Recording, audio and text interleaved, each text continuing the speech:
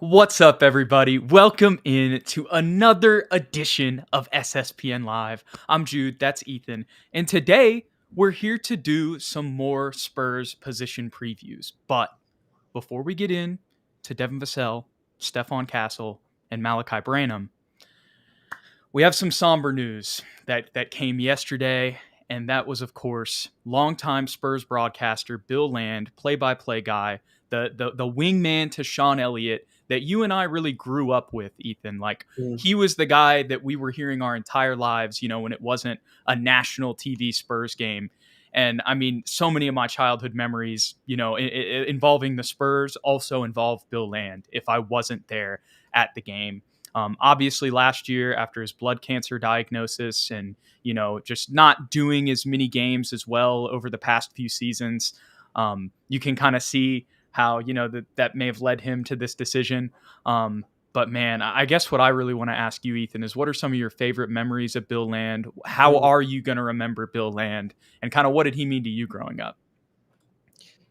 Yeah, he was obviously pivotal in my formative years as a Spurs fan, and anybody that grew up in that area watching local television knows his voice and the iconic catchphrases that he graced our lives with. I think "Good on ya, Patty." I think Danny Green with the Tar Heel 3. I think the Claw. I don't know if he coined that, but he was definitely one of the early adopters of Right. talking about the Claw.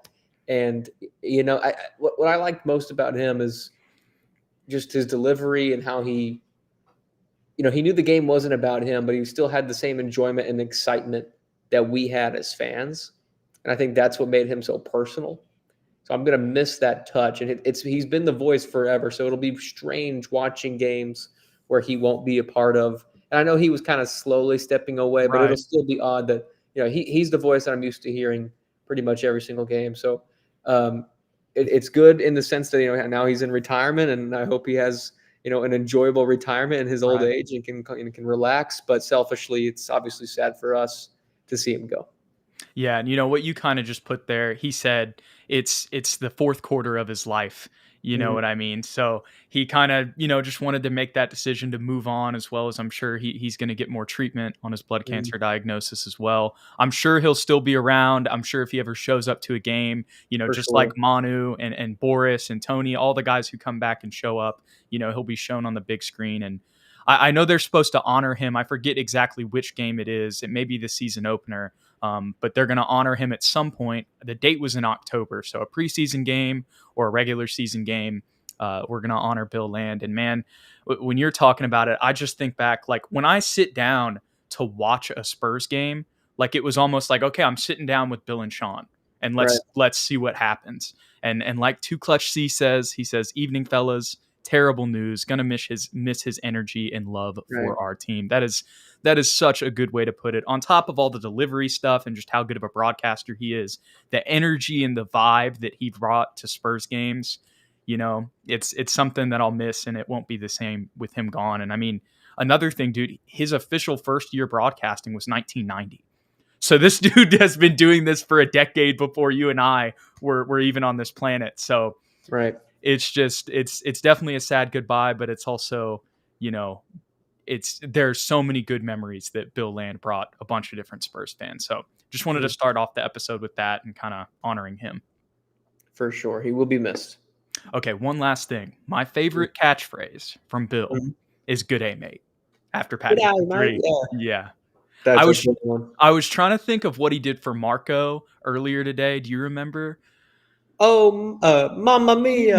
There you go. Yeah, and it made me go watch when I was thinking about that earlier today. It made me go watch Marco Bellinelli's 2014 3-point contest win. Yes. And Great, of great performance. course, Robert Ball says, "Oh Oh, mama." my. We can't forget "Oh mama," and I'm so glad we got at least one season of "Oh mama Wembenyama." Yes, for sure. Man, gonna miss my guy Bill. That was sad to see, but also with all the context, it wasn't necessarily that surprising, I Right. guess you could say. So, Bill Agreed. Land, we love you, man. We love you so much. We're gonna miss you. And that Bill Land Sean Elliott combo will always be etched in Spurs history. Couldn't have said it better myself, Jude. But let's get into some more happy Spurs things. Hmm. And I think one way that we could transition that into something that maybe will put a smile on your face, Spurs basketball wise, is Mm-hmm. talking about Devin Vassell, the Mm. 23-year-old Robin to Batman. That is Victor Wembanyama, as you've coined him, throughout the past season since that's happened. But more importantly, I mean, even going into this year, as we've talked about, our best off the dribble scorer, probably one of the more experienced guys on the team at this point. Obviously, we got CP3 and Harrison Barnes coming in. I forget about that as soon as I Mm. say that. But out of our young core, one of the more tenured Spurs. I think he's only the second, or he's the second most tenured Spur of our young core next to Keldon. Right. And really is just going to be, I mean, he is a pillar of the Spurs rebuild, if you will, Ethan. And I think this year, with him coming in to his first year of his brand new contract, a 5-year, I think, I can't remember the exact numbers on his deal, but a substantial amount of money for Devin Vassell coming into this new role or this new contract.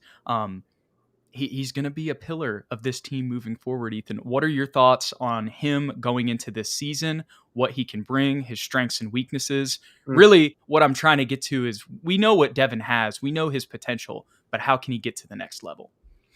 Yeah, it's extremely exciting.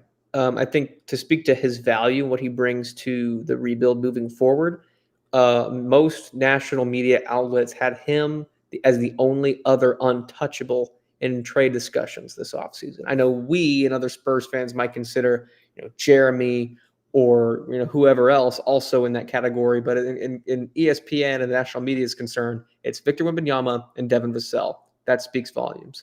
What we can expect from him this season, I think, is a pretty substantial jump. You talked about his contract. He has to play up to that now. There's no more excuses. He had a great season last year, I feel like, at almost 20 points per game. His chemistry with Victor gradually built. I feel like we gave him the ball and let him be a ball handler more last year. I would actually see that even dipping back a little bit, especially with Chris Paul's arrival. I think Chris Paul will help him get back to the roots of what made him so special at Florida State and why we drafted him, and that's as an off-the-ball scorer. I think back to his off-ball movement reminiscent of, say, Rip Hamilton, Chris Middleton, guys like that. And he really hasn't been able to play in that style because of just the need for him to be, a ball-dominant player. Now, he still has that in his game, and down the stretch, late in games, he's still probably going to be our number one ISO guy to take someone off the dribble outside of Victor. But I still think that it'll open up the rest of his game and allow him to get more three-point volume under his belt, which will just boost his offensive scoring load probably to 20. If I'm going to predict it, I'm going to say 22 points per game next year, Jude, is my assumption for him on more efficient scoring. As far as weaknesses for Devin, I think a lot of people shoot at his defense lately, and I think that's kind of funny because that's why we drafted him. And physically, he's capable. I think last year was kind of I don't even think it was bad. I think it's just people that were just trying to find something to criticize about Devin Vassell. But I think he needs to get stronger at finishing at the rim. I think he needs to be more aggressive at times. Last year, there were moments where he kind of, stepped back and let other players assert themselves. And I'm like, no, Devin, you're the second best player. You need to assert yourself. So I think it's just a mindset thing for him. And outside of that, I think he has the skill set and tools at his disposal to be a very effective player. And I don't want to say all-star because the West is so stacked, but at least an all-star talent, if you will. No, for sure. I mean, that's a great point of what you put there, like an all-star level player. Now, in the West, there's so many big names, especially at the guard position. It may take a couple years for Devin to be able to sneak in there. Right. But I think the way that you just put it is a really really good encapsulation. And one of the things that I was thinking about while you were talking is one of the ways that last year kind of benefited Devin is that now with Chris Paul and Harrison Barnes, and obviously Harrison Barnes isn't necessarily a ball handler, but with Chris Paul coming into the starting lineup, with him, playing more of an off-ball role, obviously with, again, Chris Paul being in the starting lineup, the experiences that he had last year where he did have to take the ball up the floor, he did try to have to orchestrate some sets. He did have to just do a lot of isolation and creativity because we didn't have that many structured sets last year. I think that those experiences are still going to benefit him. Like you said, down the stretch, if we need somebody to go off the dribble in isolation, like he has those reps now, in real NBA games. But again, that's not, and at the same time, he's still 23 years old. Ideally, that can continue to just get better and better, especially at the start of this contract. But at the same time, where he can be maximized and also where he can kind of have the load taken off of him a little bit offensively as well, is in that new, position that he'll kind of be playing in a sense next to Chris Paul. I mean, he's going to be told where to go. I guarantee you he's going to be in corners. He's going to be on the wing. Maybe we'll even see more floppy sets for Devin because he's not going to have to handle the ball all the time coming up the floor. I know we still probably did see that from time to time, but still, when I look back on it, there were a lot of times last year where Devin was having to bring the ball up the floor and kind of orchestrate things and just create. I mean, really, as we talked about at nauseum last season, the main positive of our offense was the Victor Wembanyama, Devin Vassell pick and roll. So that led to him being, a ball handler much more often. And, not to repeat everything that I've said, but obviously with Chris Paul coming in, that is not going to be the case. So I think the load taken off of him offensively is going to allow him to be more effective when he does have to go off the dribble, as well as just getting more catch and shoot opportunities, which again ties into, like, if you want to nitpick one thing, even though we probably both agree that he's progressively gotten better defensively as his career has gone on. Not saying he's perfect or there's not room to grow, but I mean, I personally feel like I saw some defensive things from Devin last year that I didn't see in years past, just in terms of his on-ball defense, getting hands in passing lanes, creating transition opportunities for other guys, by getting steals or just getting deflections on the ball. All of the offensive stuff that Chris Paul is going to unlock, if you will, for him as an off-ball player, as well as, like I said, taking the load off, that's also going to mean that he's going to have more energy to expend on defense. So, man, I mean, I really don't have too much to criticize about Devin Vassell. I know that's tough, when it's 2 straight seasons of 22 and 60 and he was on the roster and one of the main players. But again, that just goes back to what I always harp on. Like, what is the context of that? Like, the situation that he was in. I think when you add a Harrison Barnes and a Chris Paul, I mean, we've been talking about Chris Paul so much. We talked about it last week. There are going to be real orchestrated sets that are run where he will have like an individual thing that he has to do instead of like, okay, how am I going to figure out how to get a bucket to me and Victor, when we're just driving and kicking or trying to get a bucket off the dribble? Does that make sense? For sure. And if I were to nitpick again and select one negative, and I guess this pertains to everybody on our team, win some games would be nice. And I'm not saying all the losses are Devin's fault. They're definitely not. But there's a switch there on a winning mentality. And I think Chris Paul, we talked about, will provide that. But we need to see that in Devin as well. Yeah. And a lot that goes into that is just straight up executing down the stretch. Right. For sure. Right. And starting right. How many games total did we start well and end well? Probably like less than 5, right? It was always one or the other. We either finished strong but couldn't come back in time, or we started great and then just dropped the ball in the third quarter. Yeah. So consistency. Yeah. I mean, again, there's really not too much to nitpick with Devin Vassell. Like I said, I mean, I think the main thing, if you want to go to the numbers, is just the efficiency. But I really think that the circumstances are going to kind of automatically make that happen. Maybe automatically isn't the best word there, but it's definitely going to make that efficiency, it's going to make it a lot easier for Devin to be efficient because of the situations that he'll be put in this year. 100%. I think Harrison Barnes is getting lost in this discussion. I'm glad you continually bring him up, but he's also a veteran presence that's a good enough playmaker, a connective piece that's going to open up the floor for all of these guys as well.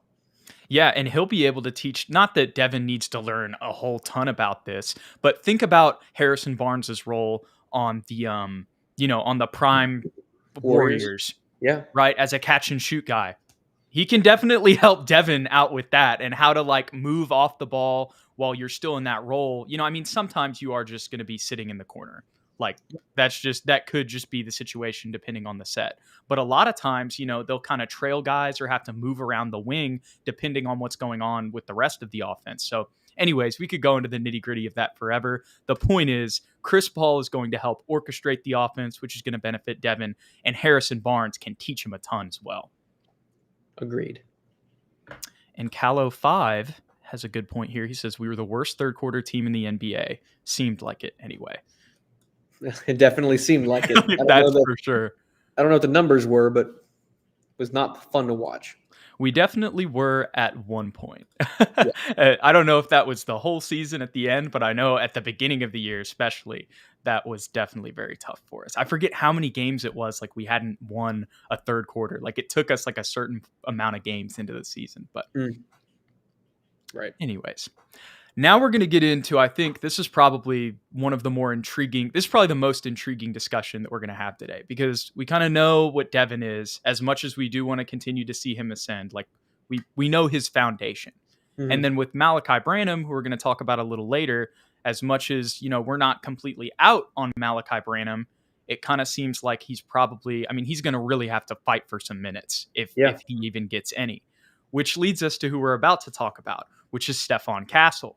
And we know next season that Stephon Castle, is probably going to be the point guard for the Spurs after Chris Paul's 1-year contract in San Antonio. And that's obviously kind of what we drafted him for, and all of that draft discussion that we talked about. Y'all can go check out all of our other videos that we made throughout the months of May, April, and June on all that, if you want to hear our thoughts there. But this season, he's probably going to be playing the 2 off the bench next to Trey Jones. Maybe we will see him in some spot minutes, in games that Chris Paul sits, or if he's injured where he'll be in the starting lineup or be the backup point guard off the bench, however it plays out with the coaching staff. But what are your thoughts on Stephon Castle's role this season? How do you feel like he's going to fit into the bench rotation mainly? And what are kind of your thoughts on, now that he is legit on the team and we kind of have an idea of what these rotations are going to be after free agency and everything? How do you think he fits into everything? Is, I guess, what I'm trying to ask. I think the skills that he immediately brings allow him to fit pretty seamlessly in that second unit. He has, the tools at 6'5", long, lanky, high energy player, terrific point of attack defender. I think defensively, he'll have a role similar to what Asar Thompson had with Detroit last year. I don't know if y'all remember, but at one point he was one of the best perimeter defenders in the league and was switching basically 1 through 4. Right. Maybe you can make the argument that Stephon's not as tall, as physical, who knows, but maybe at least switching 1 through 3 and just be a dog defensively, and that's where his 99% of attention is going to be. Offensively, he needs to definitely have the ball in his hand, but it won't be as often, I think, as a lot of people think, because he's playing next to Trey Jones, and obviously you have Chris Paul, but we'll definitely see a large sample size of him as the primary ball handler. And I think he'll just be mainly a cutter and a playmaker offensively. His jump shot looked nice in the summer league, but he also, for every great one that he hit, he also bricked a handful. But he does have that confidence to take the shot. But as far as scoring the ball, he'll mostly be scoring in transition, off of cuts, or wide open threes. He'll still take them. I think we're going to want him to take them. But luckily, we won't really need him to score that much initially off the bench because Trey has a little bit of the inside game, and he's getting more comfortable as a three-point shooter. We saw that at the end of the year. Keldon Johnson is also a big scorer off the bench. You have Zach, who can post up. And then I don't know where you're going to go back up power forward-wise, maybe Mamu, but Mamu can space the floor. He has some skills to put it on the floor as well. So there's a lot of versatility in that second unit. And I think Stephon will also get a lot of play time with the starting lineup, predominantly Victor Wembanyama. So pick and roll play will be big for him in those situations. I think that when he's playing with Victor, it'll be a lot of pick and roll, pick and pop with Victor so we can start building up their chemistry. But if we're just going to base it off numbers, like what am I expecting him to average? I don't think it's going to be crazy. Right. I think a lot of people that don't watch the game will look at his box scores and be like, what's going on? Why is he not going crazy? He's the 4th overall pick. And we'll have to be the bearer of news, Jude, and be like, listen, y'all need to watch the game. He's doing a lot of intangible things that aren't showing up on the stat sheet, predominantly defense and just high IQ basketball. You know, one of the things that I was thinking about when you were talking about Stephon, specifically when you mentioned his cuts, and this just ties into all the stuff we talked about with the base that he got from Dan Hurley at UConn, Hmm. and how he said he went to UConn to learn how to win, even Right. though he was a point guard coming out of high school. He is such a connective piece. Like, he is Yes. a basketball player. Like, Yes. yes, he is going to be a point guard. The point guard of our future is how we view him as of August 22nd, Hmm. 2024. But he is someone who proved last year that he can play in a different role and be effective. And like you're saying, it's going to take probably a couple years for him to kind of get that 3-point jump shot down. It's obviously not completely broken, kind of like Lou told us, but there is some room for work as well. I think that was kind of my takeaway from Summer League watching For him. sure. But throughout all that, I mean, his off ball movement inside, I saw some cuts in Summer League. You see it all over the UConn tape. Man, I could go on and on about all of this, but I don't want to repeat everything that we said, Sure. in the Yeah. draft process. But the main thing is that he showed last year, and I know UConn is different than the NBA. There's a different level of athlete, there's a different level of talent that he's going to have to adjust to, and there's going to be things he's going to have to learn. One, he's got Greg Popovich to help him out. I think that's a pretty good starting base. And For sure. two, the other thing I would say is that even with everything that I just mentioned, what he showed at UConn last year is that he can be that. Like, he can play in a different role and be effective just cutting towards the rim, even being a glass cleaner at times, creating second chance opportunities. Like, there's always something purposeful that Stephon Castle is doing when he's on the floor, whether that's offensively or defensively. So, right, if people look at the box score and they see 9, 6, and 4 from Stephon Castle off the bench next season, why isn't the number 4 overall pick, like, this is supposed to be our next superstar next to Wemby? What's he doing? Why is he sucking? Blah, blah, blah, blah. It's like, there's a context to this team. Hmm. He's not gonna start over Chris Paul in his rookie season. No. You know what I mean? And he's not really, again, he's kind of in a similar situation to the UConn scenario last year, at least for this season, where we get him acclimated to the Spurs. And also, as we go throughout the season, we've talked about this ad nauseum as well, that he is going to get gradually more reps and ball handling duties Hmm. as the season progresses. And like you said, I'm really glad you brought up the Victor point. I think we're going to see that. And what that brought into my mind is I think we will see a good bit of Stephon Castle, Devin Vassell, and Victor Wembanyama all on the floor together at times this season. Because we talked about, too, with Chris Paul being almost 40, we're not going to be riding him for 40 minutes a game. You know Right. what I mean? Yeah. He'll probably, I think last episode we said he'll probably be more in that 27 to 32 minute range, probably. So that will allow for more opportunities for that. And when I was thinking of that, the Devin Vassell, Stephon Castle backcourt. Defense will be crazy. And I know that this is the shooting guard breakdown, and we're kind of talking about him playing the two, but I think we're going to see that this season, and seeing that in the future definitely gets me excited, to say the least. 1,000%. And honestly, I wouldn't be surprised if our first two players off the bench are Stephon to come in for Chris, and then Keldon to come in for Harrison. Right. And then immediately we have our 5 core. What some people might even want to be our starting lineup to Right. go full team rebuild in the game together, getting reps, which would definitely be fun to watch. And think about Stephon and Keldon, like the Oh, energy that those two would bring coming off the bench together. Oh yeah. Oh yeah. That would literally mean Keldon's the only weak defender, and physically he's not weak. He just gets Right. less communication wise. But if we can get that remedied with having another year under his belt with leadership like Chris Paul Right. Harrison, then maybe there's more potential for him to grow there too. And as Two Clutch Corey says, that will be great defense, especially with Sohan in there, pure switchability. So if you have a lineup where you got, and I know you were talking about, obviously we're going to sub guys out there, but having Wemby, Sohan, and Stephon all on the floor together. Crazy. And one last thing on Go Stephon ahead. Mark I didn't mention. While I say yes, he will split duties ball handling wise with Chris Paul and with Trey Jones, and it'll probably ramp up like you're saying.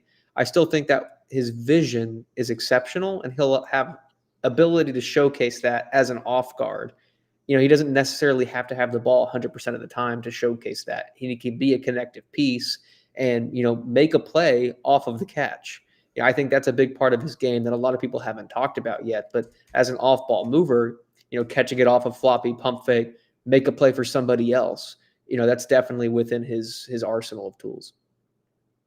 Absolutely. And here I'm trying to look up exactly what his statistics were for last season because I don't think it was anything crazy. Yeah, last year when he was the unanimous Big East Freshman of the Year, only averaged 11 points, 5 rebounds, and 3 assists in 27 minutes. That's not crazy numbers, but there's a reason that across the league he was, some discussions had him even going top three. Yeah, Everybody had him at least in the top five. He was number one on a lot of people's big boards. And again, we don't need to rehash all of that, but that ties into his role at UConn. So that's why, again, this just gives me confidence. He's essentially going to be the glue guy off the bench this yes, season.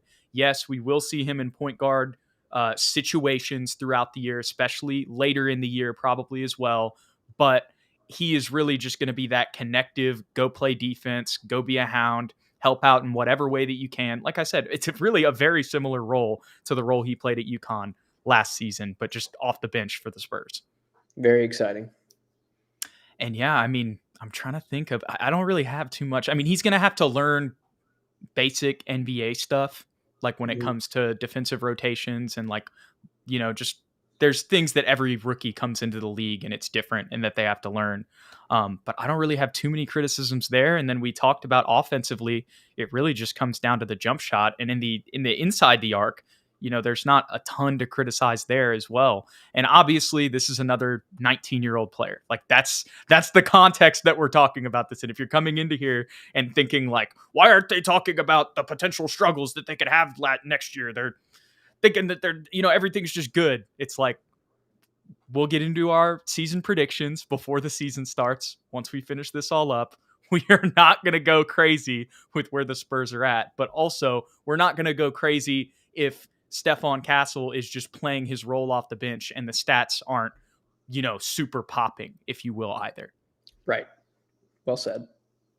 And Corey says, the defense speaks for itself. He's ridiculously talented as a point of attack defender. Right on. But that leads us to Malachi Branham, another former Spurs first round pick from just a couple years ago.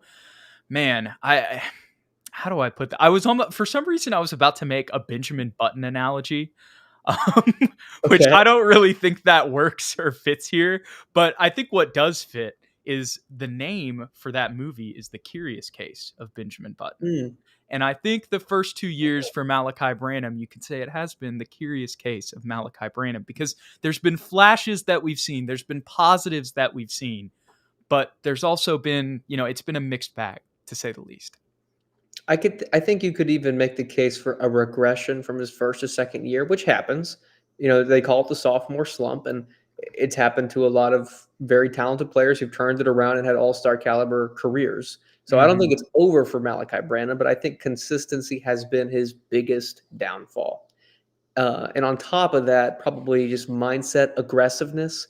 He's not great at getting to the cup and just like commanding himself to okay, I'm going to score. He's very much a finesse player. He's not extremely physical. And then defensively, we all know that that's by far and away his biggest struggle. Um, so when you're not great defensively and scoring is inconsistent, it's going to be really difficult for you to get minutes, and which is what led to Blake Wesley getting play time because we know Blake Wesley wasn't going to score. But Right. at the very least, he was going to play defense, which is not what Malachi's specialty was. So if he can just, he's up and down, up and down, up and down. If we can find a way to get him to just be middle of the road, we can grow from there because he still gets to his spots well. He can still at his peak, he can get you 15 to 20 points a game, on efficient scoring, and also be a connective piece. I think he has playmaking capabilities, but if it's going to be as consistent as it was, and he's not going to be a sniper from three, and he's not going to play defense, it's going to be really difficult for him to get minutes, especially now that we have Stephon Castle, who is widely considered to be one of the best point of attack defender in this draft. So we know that's not going to be a problem for him. Yeah, it's kind of funny. It's not a blank slate when I say this or like everything fits perfectly with what I'm about to say, but kind of Malachi's weaknesses are what Stefan's really good at. Yeah, it's true. It's mindset, it's aggression, it's defense. Yeah, being And an being, energy guy, being able to be effective off the ball with your right? movement and stuff like that. But here's the other thing with Malachi, and this is the other thing I want to reiterate. Malachi Branham, let me double check. He is 21 years old, first Yeah. of all. So What like he's so young. It's just we're holding these guys to standards because of the increased role that he got on 22 and 60 teams over the past 2 seasons. But man, I mean, not to just repeat everything you said, but bluntly, offensively, we just need, I mean, it comes down to consistency, like you said, but it also comes down to execution, because you can get to your spots, but if you're missing the shot, Yeah. all that work, isn't there. And like you said, it kind of did feel like a regression for him offensively after the flashes that we saw at the end of his rookie year. And that was eerily similar to what we saw with his progression in his Big Ten Freshman of the Year season at Ohio State. But at the same time, you've got to take into account the Wemby context as well. It's true. Like, and the other thing that I wanted to get to too is Chris Paul is going to help out Malachi Branham and Blake Wesley immensely. I think not just with, teaching them things about the league, and even like a Harrison Barnes might be able to help Malachi with off-ball shooting and stuff like that. But the biggest thing for me when it comes to Malachi is not to just repeat things that we've said on the show before, but that Wake Forest video where Chris Paul's in there and he's telling him about communication. I mean, how many times did Malachi get beat on backdoors where he just looked back and he wouldn't even realize that guy was cutting to the rim, Yeah. And so I think I don't think that better communication is going to fix everything for Malachi defensively, but I think that would be something that definitely helped him out a lot. But again, like kind of just because, and we'll have to see how he comes into this year with another year of the strength and conditioning program, because I really liked what you hit on when you talked about him being a little bit more of a finesse player than, somebody who puts his shoulders into guys like a Keldon, and even a Stefan, to add to that. If you're going to be a finesse player, you got to execute. That's really just what it comes down to, and I think he does need to be a little bit more physical defensively. But I think the last thing I'll say on Malachi is I really do think he has all of the physical tools and the physical skill set to do, what we thought he could be coming into the league, just being a solid, high energy scorer, kind of off the bench combo guard, right? Yeah. Or just a 3-level scoring combo guard at the end of the day. More of a 2, but someone who can bring the ball up the floor. We saw that throughout his time at Ohio State. And then when it comes to defense, it's really just, I mean, that's got to be his main focus in general. Yeah. And honestly, I think that the drafting of Stephon Castle, the elevation of other, veteran players like Chris Paul, Harrison Barnes, and what feels like the dismissal of Malachi Branham by most Spurs fans as of late could be the best thing that ever happened to him. Because let's be honest, next year there's room for him. Chris Paul's gone. Harrison Barnes probably gone. Stephon Castle becomes a starting point guard. Who's the backup to? Probably Malachi Branham again. So I'm hoping he is seething. He is working in the offseason. It's going to be a competitive training camp for him because going up against Stephon Castle, I know he's a rookie, but defensively, he's a dog. So, dude, and not to interrupt you, but if Brandon Boston comes in there and starts hitting open threes and playing hard defense, you know what I mean? I know that's, like we said, we don't think Brandon Boston or Malachi Flynn are going to make the roster, but I'm just saying, like, from what I've seen from Brandon Boston, he's a pretty consistent 3-point shooter. You know what I mean? Anyways, he'll be pushed in training camp. For sure. He's a competitive guy. I know he's not going to quit on the Spurs. I think if he can hang in there for another year, work on his game, and take advantage of the spot minutes that he will get, because he will get them. There will be a game where Stephon Castle is unplayable because he's a rookie and he will have those games. Pop will take him out. It's just, we've seen this happen before. He will get his opportunity. He needs to take advantage of every single one, be consistent, and have that defensive mindset shift, which I think will be brought forward by Chris Paul and the other veteran presences on the team. Because at his best, like you said, as a versatile combo guard with scoring talent, he could be a terrific 6-man for us down the road when we're actually making playoff runs.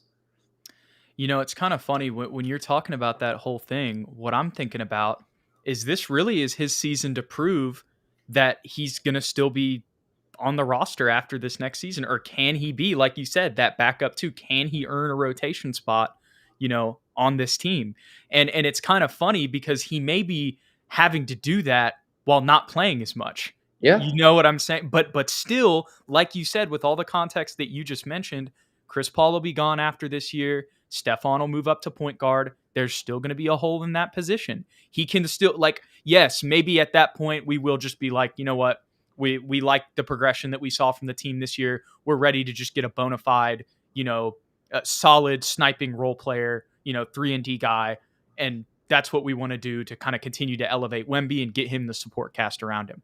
But if Malachi takes this season and learns from Chris Paul and, like you said, is seething and really just grinds, and works on everything that he's deficient in and can make those jumps because of how, we wouldn't be saying that about any player, but because this is a 21-year-old who, yeah, again, the context that he's had these past 2 seasons, this could be this is your shot, like, to prove that, hey, we don't need anybody else. I'll put it that way.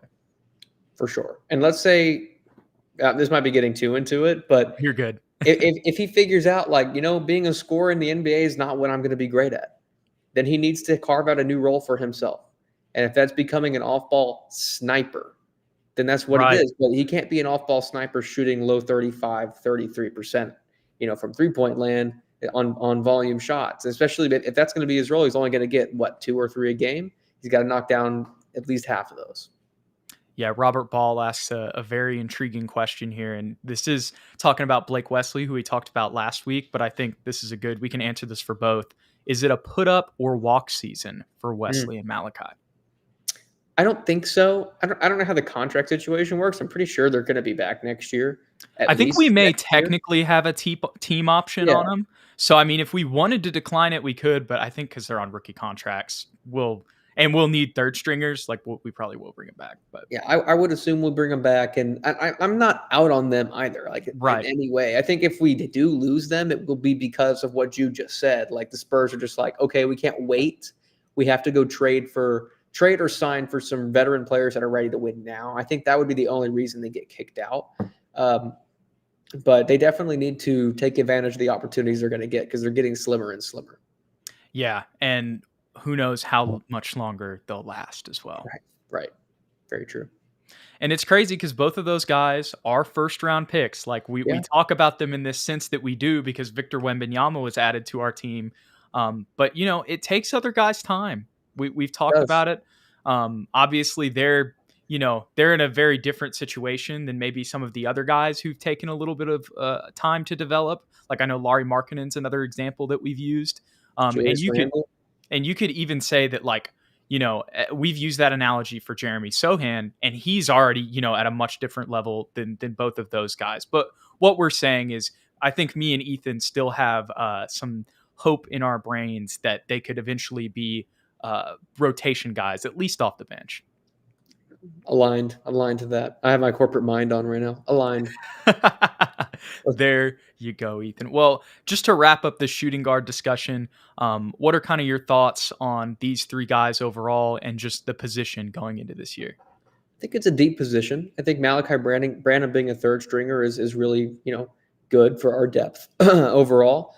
I think Devin Vassell probably has the highest upside outside of Victor Wembanyama to take a big leap for us and be a Right. real leader. So it's definitely an exciting position and not one that necessarily has any holes right now. Yeah, I think it's a pretty solid setup because obviously you've got Devin, and then Mhm. this season we're just going to have Stefan in that kind of glue position, and then we've got another young player that we can still continue to develop and bring back next season, even if next season he ends up being somebody who's a third stringer again, right? Mhm. Right, So right. the structure and the plan for this position moving forward is pretty solid.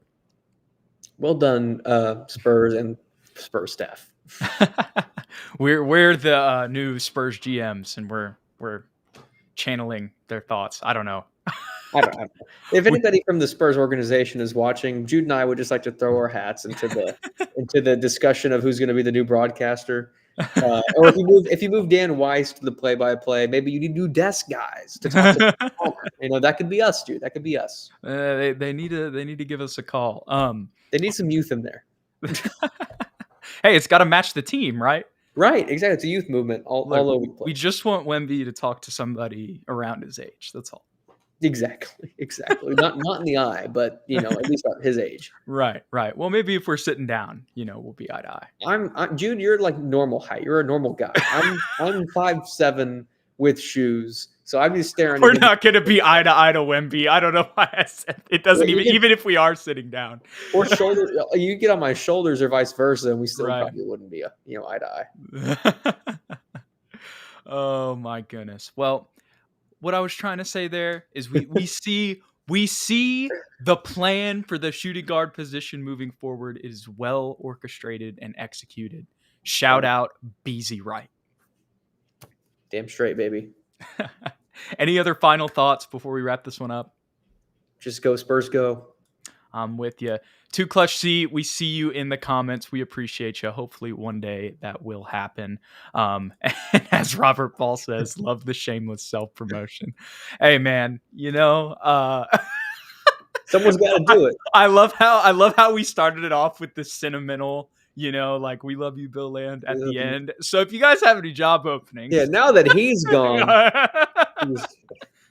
raise my hand up. Throw our name in the hat. Oh my goodness. Well, we appreciate you guys so much for hanging out with us and watching SSPN for all of the time that you watch it. And if you enjoyed the content, go ahead and hit that like and that subscribe button below to support the channel. We truly appreciate it. If you want to stay updated with everything, follow us on X or Twitter, whatever you want to call it, at SSPN on YT, at Jude McLaren, and at Ethan_Quintero. We appreciate you guys. We'll catch you on the next one. Go Spurs, go.